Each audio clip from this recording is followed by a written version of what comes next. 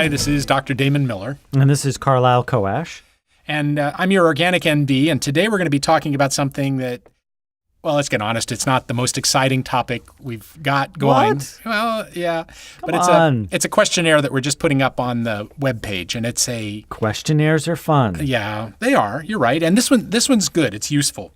It's a standardized questionnaire, and in the lingo of questionnaires, a standardized questionnaire means that somebody actually took the time to see if how you score on this questionnaire actually has any relationship at all to your overall level of health and well-being. And for this questionnaire, it does. Okay. But the reason we chose this one, because there are a lot of things out there that are ways to sort of score your level of health.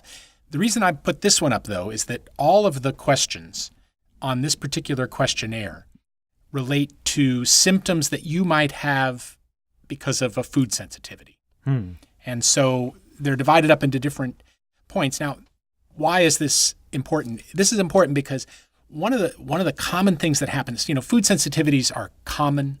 Food sensitivities are important. If you're eating foods that your body doesn't like every day, it's like eating poison. And we do a healthy eating workshop. Part of the purpose of that is to help people figure out, well, what foods are there that I might be sensitive to? But the hardest thing to get across to people is that you have to pay attention to more than just, does this food upset my stomach? It would be a perfect world that God would have engineered if he had created us so that every time we ate a food that wasn't good for us, it gave us an upset stomach or gave us gas or we vomited immediately. We vomited, yeah. I mean, then anybody would figure out, oh, that food's not good for me. They would just go, oh, yeah, that food's not good for me. But if you eat a food and it just makes you tired, or you eat a food and it makes your knees hurt, or you eat a food and it makes you have a bitter, irritable mood, or you eat a food and it just makes your breathing hard, or your sinuses stuffed up, or your eyes water, if you're not used to thinking this way, it's hard to make the connection that, oh, I'm feeling bad, and these symptoms I'm having are because of the food I ate. And it may not be the food I just ate. It could be the food I ate yesterday or 2 days ago. I think sometimes it's a buildup. We're eating something for so long, and our body is doing pretty good at kind of working with it, and then it almost feels. I've experienced this where it feels sudden, like I'm suddenly having a reaction, when in fact it's maybe my body has been like, I'm done. I can't keep working with this toxin you keep. Yeah. I know you love this food, but at a certain point, I'm just done. And it's always a combination. It's the foods that our body doesn't like. It could be environmental things. It could be emotional toxins. It could be an infection. And you add them all together, throw them all in the pot, and suddenly the pot's boiling over, and now you're symptomatic. So anyhow, for years, we've done this healthy eating workshop. We've done that for 17 years. We're going to be starting our 18th year of classes this fall. And we always have people do this questionnaire at the beginning of the class and at the end. And so if you look at the top, it shows how you score it. You look at a symptom. If you never have that symptom, you give it a 0. And you can read it, it's occasionally have it, and the effect is not severe, it's a 1. But if you frequently have it, the effect is severe, it's a 4, and then 2 and 3 are in between. We have people score it, and we'll have people at the beginning of the class scoring 50, 60, 70, 80, 100. And at the end of the class, they're scoring in single digits or the teens. And it surprises, it never ceases to surprise me, but people are surprised because after they do it the first time, I take those papers away. I don't let them see it when they're filling it out the second time 6 weeks later. So they can't. They can't kind of fudge it, and they don't remember how many points they scored, how bad their health was, or at least by their subjective reporting. And remember, this is a standardized questionnaire. The score on this actually does have some real connection to your level of health and well-being. And I think we just put this on our site. I made a post a couple of weeks ago that has this as an attachment, and we'll make it available again. Yeah, it's a PDF. We'll renew it or upgrade it, So I just wanted to go through because there's some confusion about this, but CARLYLE, you and I, we've been working with this healthy eating stuff for a while. What kind of things do you notice when you eat foods that you shouldn't be eating, or are bad for you, or that you have some sensitivity to? What kind of symptoms do you get? Well, the one thing that I noticed, this was a few years ago, and this was in conversation with a friend of mine, because we both were talking about, like right after lunch, and we had this sort of food coma, Yeah.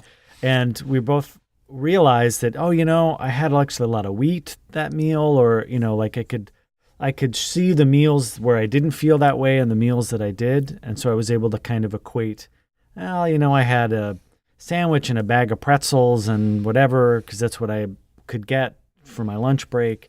And then I was struggling an hour later to keep my eyes open. I needed a nap. That sort of wheat bomb, and which is what she described it as, like, oh yeah, that's when I get hit by the wheat bomb. I have the muffin, and then I can barely stand after. Yeah, well, and so we'll just go through this in the order that they're on here. But energy and activity, that's the first category on the thing, and that's probably the most common thing that people report is that you think about it, when you eat food. It's energy. It should vitalize you. It should enliven you. You've just loaded up the tank with gas and you should be rearing to go, ready to take off and conquer the world. But if you eat a meal and all you can think about is where's the couch because you feel like you're just going to pass out, there was probably something in that meal that wasn't so good for you. Yeah, feel drugged. Yeah, sometimes. You do. It's like somebody pulled top of your head off and filled it full of tar. I've had that feeling. So, and in addition to energy and activity and sluggishness, there's headaches and faintness, dizziness, and poor sleep. The next one down is emotional and mental. This one is also, people just don't make this connection, that if suddenly you're irritable, bitter, angry, pissed off, barking at everybody you pass on the freeway, and you're not like that all the time, that could be something that was stirred up as a part of a food reaction. And then the ENT symptoms here, ear, nose, and throat, all the typical things we think of as allergy symptoms: stuffed up nose, stuffed up sinuses, watery eyes. I get a lot of the congestion. Again, depends if I've had a lot of dairy, or what at least where hits me is dairy, and sometimes a lot of wheat and stuff. Could be later on. I'm like, I feel like I'm coughing up, the phlegm ball of hell. Yeah, and this one woman who I used to work with, her children were very sensitive to cow dairy. And, she'd watch her kids get out of the car after they were coming home from daycare, and if there was snot running down their nose all the way to their chin, she knew, oh, darn it, they fed them dairy again today. And she'd call up the daycare and say, okay, what'd you feed them for lunch? And they go, we didn't feed them anything that was bad on the list. And I go, okay, what'd they have? Well, we had this dish and with gravy. Oh, okay, well, what was in the gravy? Oh, yeah, there was milk in the gravy. So, it was just, to her, it was obvious. She could just, from a block away, tell her kids had been eating stuff that wasn't good for them. So we just served cheese-infused cheese, and we thought, well, that should be okay. Yeah. And then the next one that's the most common one, the digestive tract, if you do feel bloated or have heartburn or diarrhea, constipation, gas. The next one, heart, lungs, that's, again, it's one, people sometimes their heart's beating. We'll do another post on some of the things, the quick checks you can do.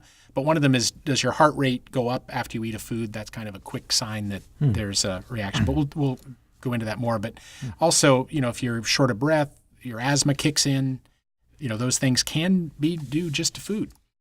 And then joints, muscle, skin. This one's really common, in the healthy eating class. We always start the class with a quick check-in. What do you notice? What are you noticing? What's working? What's not working? And people kind of expect that it's going to be, oh, my bowels are more regular or my stomach doesn't hurt anymore. But in the second week, the kind of things that people are reporting is, wow, I've had arthritis in my ankles for 18 years and it doesn't hurt anymore. My knees don't creak and swell. And just 2 weeks of eating better. So the joint, muscle, skin thing is really common. And then weight, just we'll end with weight. But one of the weight and just overall energy, getting sick too often, things like that. But one of the things we found is that the most important thing that determines whether you're overweight or not is not how much you eat, but what you eat. So I'm just going to kind of end on that note. What do you want to say a little more about that? Or well, yeah, that if you're eating foods that you're sensitive to, one of the things they do is they stir up a lot of inflammation, and they disrupt the normal cycles. They disrupt your health, and they cause you to gain weight. So and that's a complex subject. We go into that a lot in the healthy eating workshop, but I'll give you a quick example. Actually, this example's happened a dozen times, but it just happened again this summer. There was someone who I had just begun working with, and we were talking about what they could do to clean up their diet a little bit, and it was pretty clear to me from some of the things we did just in the initial visits that their body didn't do very well with cow dairy.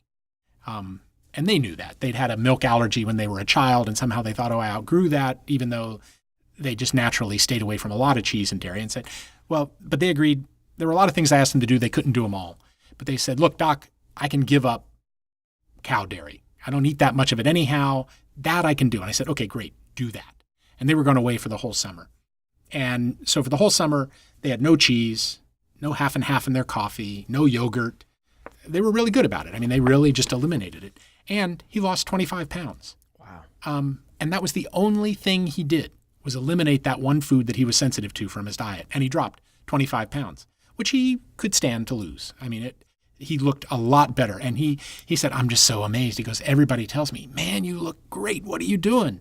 And he's got to kind of shrug and go, oh, I'm not eating cheese. But in truth, that was what he did. And crazy. Yeah. So anyhow, the questionnaire, it's there for you to use, download it, print it out, do it before and after a change in diet or a change in lifestyle, just to kind of see if this is a way to measure the changes you do in your habits, your diet, your lifestyle. Do they make a difference? It's a way to kind of objectify it and measure it.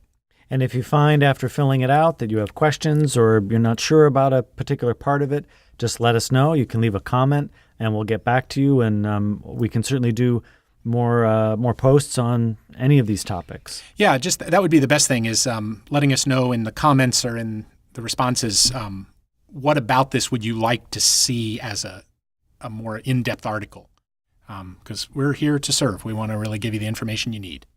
So that's it for this podcast. Please check us out on our website as well as our YouTube channel, and leave a comment, like our pages. And again, if you have a comment or a question or you'd like a particular topic covered, just let us know. And subscribe to the YouTube channel. Yes. That way you'll know when we put more articles like this up. Thank you.